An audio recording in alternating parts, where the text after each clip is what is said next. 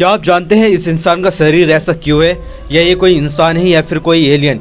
एक ऐसा शख्स जिसे 3 बार फांसी के फंदे पर लटकाया गया, लेकिन वो हर बार बच गया। कैसे? एक ऐसा गांव जो जमीन पर नहीं बल्कि पानी पर बसा हुआ है, और इस गांव के घर पानी के ऊपर क्यों तैरते हैं। भारत का एक ऐसा महान जासूस जो पाकिस्तानी आर्मी का मेजर बना। कौन था वो महान जासूस, जानने के लिए बने रहिए वीडियो के एंड तक। नंबर 9, एक ऐसा इंसान जिसे 3 बार कोशिश के बावजूद फांसी के फंदे पर लटकाया नहीं जा सका। गले में फांसी का फंदा डाले जाने के बावजूद जिंदा बच जाने वाले इस शख्स का नाम जॉन ली था। एक महिला की हत्या के आरोप में जॉन ली को फांसी की सजा सुनाई गई। जॉन अपनी बेगुनाही की दुहाई देता रहा और कहा कि अगर इजबर है तो वो उसकी रक्षा के लिए जरूर आएगा। 23 फरवरी 1885 को उसकी फांसी का दिन आ गया। सारी तैयारियों के बाद उसको फांसी के फंदे तक लाया गया। गले में फंदा डालने के बाद जैसे ही जल्लाद ने जॉन को वहां से हटाने की जांच की, और इस बार हैंडल खींचते ही तख्ता आसानी से खुल गया। जॉन के गले में फिर से फंदा डालकर हैंडल खींचा गया, पर वह एक बार भी तख्ता नहीं खुला, और तीसरी कोशिश में भी यही घटना हुई।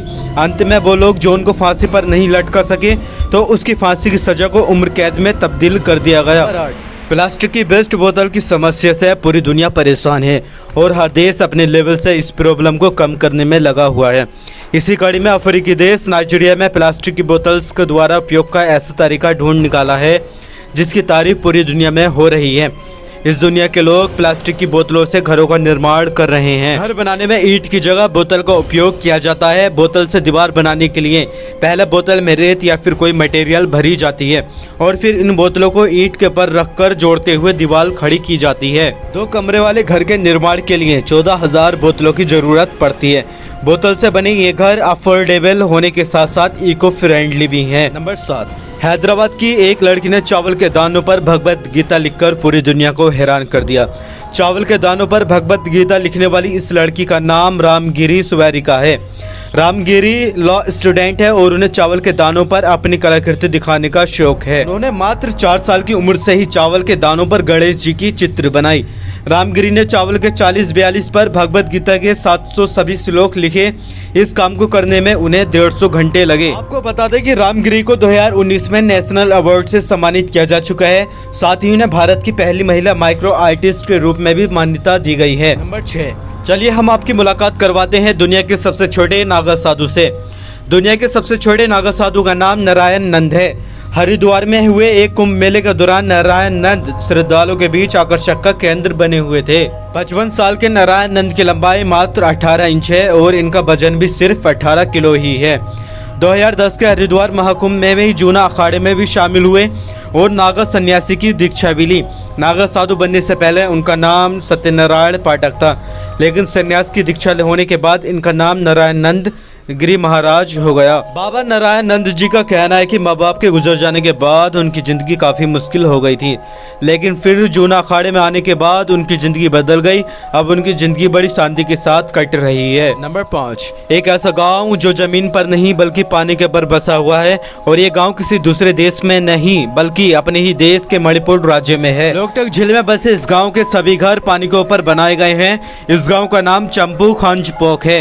इन घरों का निर्माण जिस चीज के ऊपर किया जाता है उन्हें फ्यूमडिस कहते हैं। फ्यूमडिस पानी में तैरते रहते हैं, और इसी के साथ लोगों का घर भी एक जगह से दूसरी जगह पर घूमता रहता है। इस गांव की आबादी 300 है। गांव का स्कोर भी फ्यूमडिस के ऊपर ही बना हुआ है। अगर सरकार कोशिश करे तो पानी के ऊपर बसा ये गांव पॉपुलर टूरिस्ट डेस्टिनेशन बन सकता है। नंबर 4, वेरी लाइव फिश एक ऐसी मछली है जिसका सिर कम्प्लीटली ट्रांसपेरेंट है। यह मछली समुद्र की गहराई में पाई जाती है। इस मछली का ट्रांसपेरेंट सिर के अंदर मौजूद जो सारी चीजें आप बिल्कुल साफ साफ देख सकते हैं। दिलचस्प बात तो यह है कि इस मछली की आंखें इसके सिर के अंदर होती हैं। यह वजह है कि इसका सिर ट्रांसपेरेंट है। यदि इसका सिर ट्रांसपेरेंट नहीं होता तो ये देख नहीं पाती।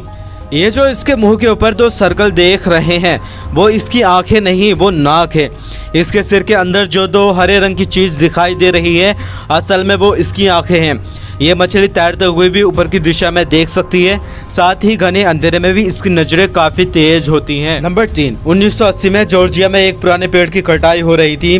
पेड़ काटने के बाद जब उसके तनों को टुकड़ों में काटा गया तो पेड़ के निचले तने के बीच एक कुत्ते की मम्मी फीड बॉडी मिली। तने के बीचों बीच इस कुत्ते की लाश को देखकर हर कोई हैरान रह गया।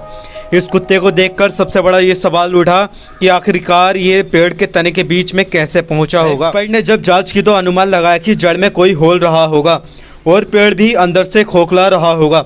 ऐसे में कुत्ता किसी शिकार का पीछा करते हुए होल में घुस गया और निचले तने तक पहुंच गया, जहां से निकलना इसके लिए मुमकिन नहीं हो सका और उसी में फंसकर इसकी दर्दनाक मौत हो गई।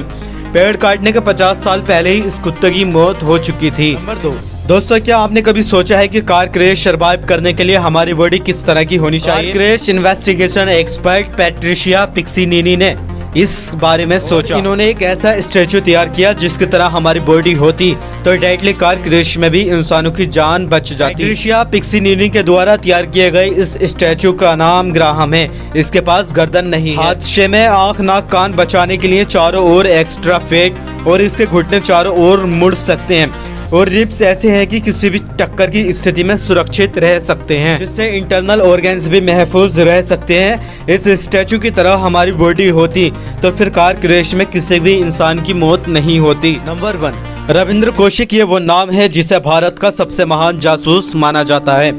ब्लैक टाइगर के नाम से मशहूर रविंद्र कौशिक को 1975 में 23 साल की उम्र में नमी अहमद नाम से पाकिस्तान भेजा गया और वहां उन्होंने कराची यूनिवर्सिटी से लॉ की पढ़ाई पूरी की। पाकिस्तानी आर्मी में नौकरी भी हासिल की और वो दुश्मन देश की आर्मी में मेजर भी बने। 1989 से 1983 के बीच उन्होंने कई क्रिटिकल इंफॉर्मेशन भारत को भी भेजे, जो कि भारत की सुरक्षा के लिए ये काफी महत्वपूर्ण साबित हुआ।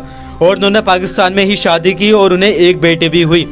1983 में पकड़े जाने के बाद उन्हें मौत की सजा सुनाई गई, लेकिन पाकिस्तानी सुप्रीम कोर्ट ने उस मौत की सजा को उम्र कैद में बदल दिया। उन्हें जेल में कई तरह की सजाएं भी दी गई, लेकिन उन्होंने अपना मुंह नहीं खोला। आखिरकार 16 साल तक जुल्म सहने के बाद 2001 में रविंद्र कौशिक इस दुनिया को अलविदा कह गए। तो ये थे कुछ अमेजिंग फैक्ट्स। इनमें से कौन सा फैक्ट्स आपको इंटरेस्टिंग लगा कमेंट्स बॉक्स में ज़रूर बताइएगा। आज का वीडियो हम यहीं पर एंड करते हैं। उम्मीद है ये वीडियो आपको अच्छा लगा होगा। वीडियो को लाइक करें और अपने दोस्तों के साथ शेयर करना ना भूलें और अपने चैनल मुस्तफ़ा नर्सरी को सब्सक्राइब कर लीजिए।